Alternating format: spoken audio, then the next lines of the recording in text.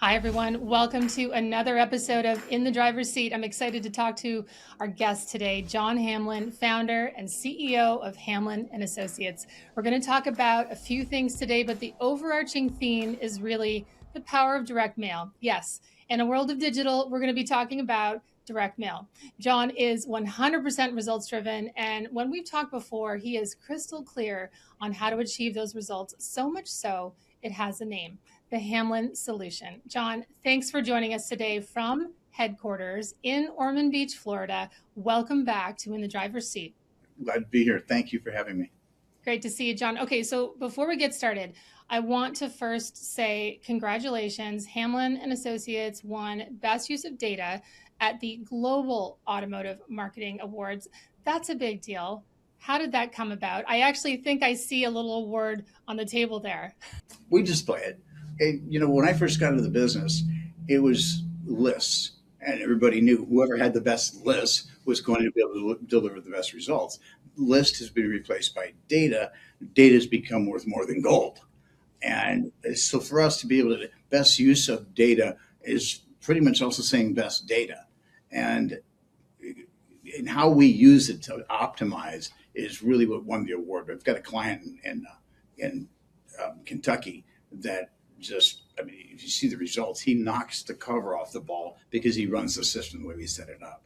And it was their study on his results that said, okay, and they don't just give it to him. They made him prove that the Yeah, for results sure. are real. Yeah. Amazing. Okay, well, let's just talk about the elephant in the room. So many automotive direct mail campaigns fail. And I think everyone watching this, myself included, is a victim of being over marketed to. Why is that? Why do they fail? And John, how do you make your direct mail campaigns effective? How do you get that response for your clients? I think primarily to kind of answer both questions is we never just shut up and close the deal.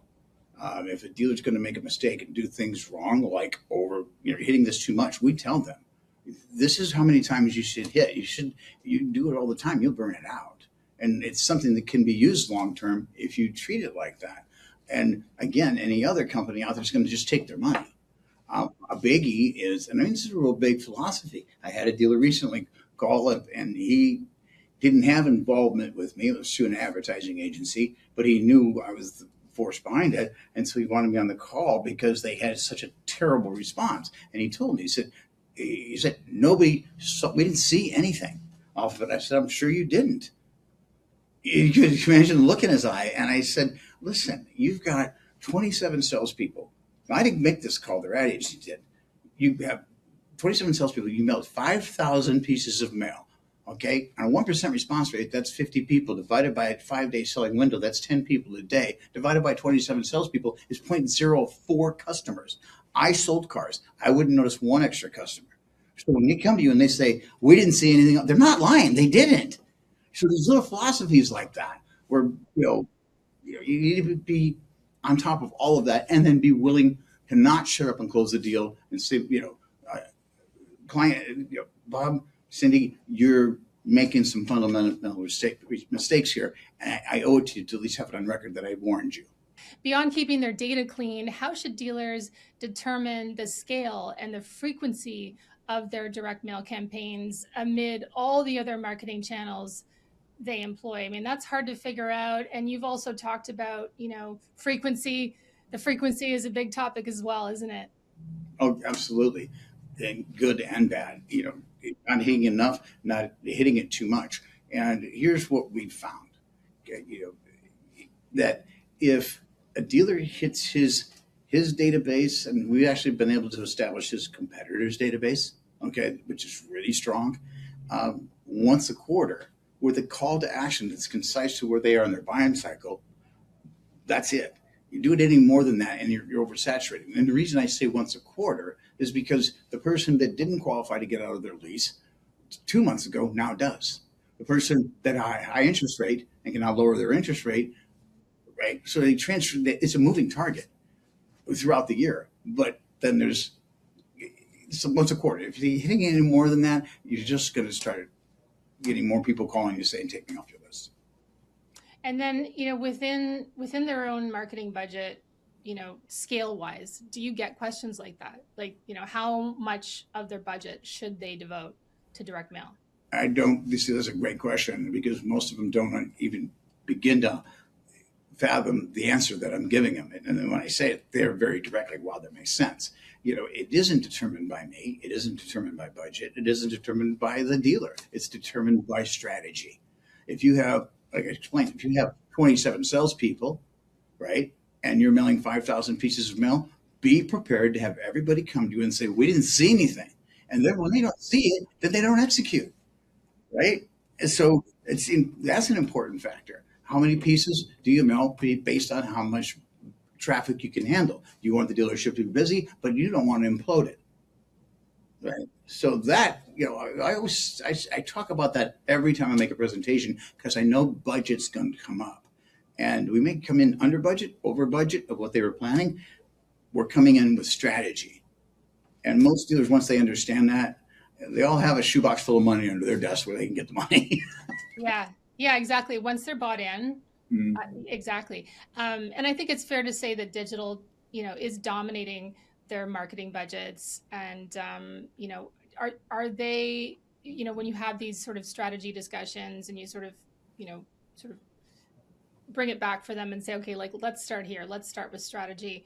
Do they ask you, or do you tell them what role direct marketing should still play, in their sort of war chest of channels? And do you ever coach them on, what they should demand from their vendors? And I also want to add to that, sorry, this is a really long question, John, but and I also want to point out and take a moment that, the DM creative that you are specializing in is very unique. I think it's the kind of piece that when a recipient receives it, they're going to feel special. They're going to feel very known by the dealer. And I think that's a tale as old as time. That's how a customer wants to feel. So when you have those conversations with a prospective client or a dealer that's, kind of reevaluating, how do you explain the role of direct mail, and what do you tell them that they should be looking for?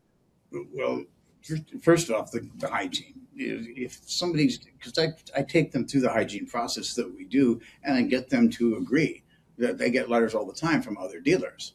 Okay, that means they're not taking out companies. Manheim Auto Auction gets 20,000 letters a month.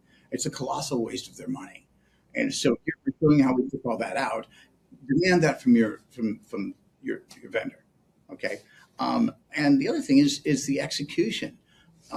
If we're saying call me on your direct line, and I don't want to go long here, but we literally imagine this. Imagine a phone call being answered after saying call me on my direct line. Mr. Hamlin's office. This is Jessica. How can I assist you? Yes, I got a letter from Mr. Hamlin. Great. Can you tell him who's calling? We already know. It's up there, right? It's so and so. Okay, good. I'm sorry, but like that's what every customer I think wants. Exactly. At some point in the process, everybody wants that phone number and everybody wants that connection with. Mm-hmm. And you've got to keep that real. The big guy or the big gal. Yeah. Yeah, you can't not deliver on what you're saying.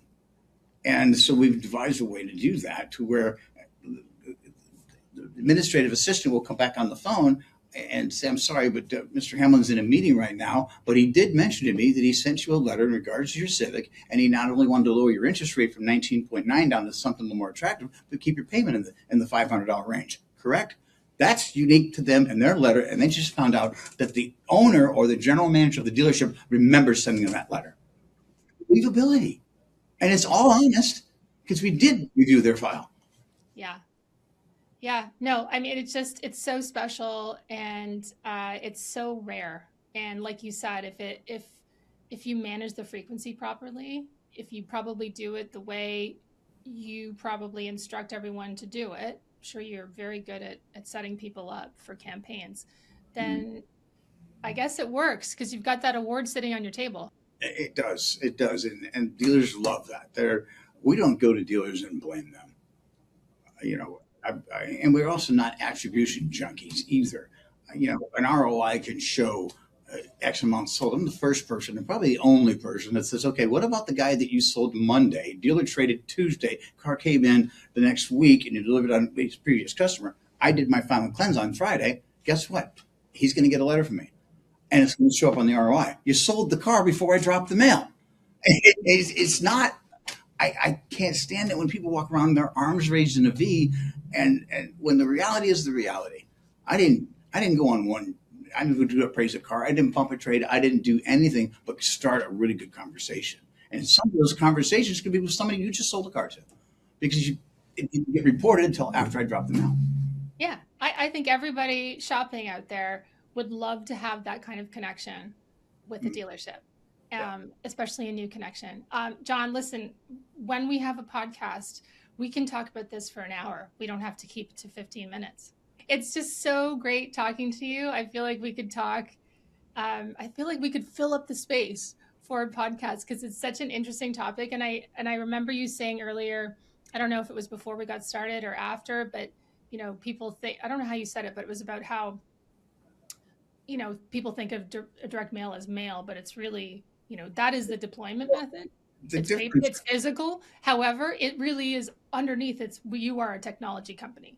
We are. We're absolutely a tech company. We just deliver the tech through direct mail. Have you ever heard of Full Sail University?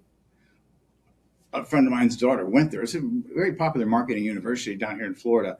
She went there and was made a professor the minute she graduated. And she did a poll with the younger people and said, what do they trust the most? We all thought that was trending towards email, towards text, towards everything else but direct mail. No, they believe in direct mail. If somebody took the time to actually send me a letter, it means something. Their phones blow up all day. They delete on their computer all day. So it's actually gotten more powerful. Yeah. No, I agree. Okay, so we're not quite done yet. It's been amazing talking to you, but now we get into the extra fun part of the driver's seat. So as you know, it's a tradition to close out each episode with our 0 to 60 challenge. Over the next 60 seconds, we'd like to give our viewers a chance to get to know you even better, John. So are you ready for the challenge? Sure. Okay. Question number 1. It's about cars. What was the one that got away? What car do you wish you never sold or wish you'd bought when you had the chance? Wow. I don't know if there is one. I can't think of a car that unless you're going back to when I was 17 years old. I really wanted a Trans Am, but I really couldn't afford it. So I don't really answer the question. I like exotics, and so I don't have the same issue I did when I was a younger man. 17. Yeah. It's funny when I don't know if you ever had this, but you'll have this dream car or this fixation, like mine was the DeLorean. And then when you finally get in it, it's like, wow, really taken for granted all of the modernizations of the interior of a car. Anyways, yeah, sometimes it's just they're just better left in the past sometimes. Yeah. Okay, John, so if you weren't in the car business, what do you think you'd be doing? Well, that's a great question because I mentioned this a lot. The day before I got into automotive marketing, my goal was to be a GM at a dealership with a piece of the action, and I thought for sure that's where I was going to go. And life can turn on you and change you on the dime. And the next day I got an opportunity, and here we are. And that was in my 20s. Yeah. So pretty much always destined for automotive. I started selling cars when I was 18. There you go. It's in your blood. So, and I love the business. And I love the people in it. Yeah, I can tell. I mean, I can really tell that. And I think your clients can as well. Okay, last question. Podcasts, audiobooks, anything you're listening to right now, perhaps in your car. 1 Minute Manager. 1 Minute Manager. Okay. That's a really good one. I got that from a client of mine, Mike Poro. He's the dealer that they did the case study on. And it's a good book to read once a year. John, thank you so much for being with us today. It is always a pleasure. I mean that.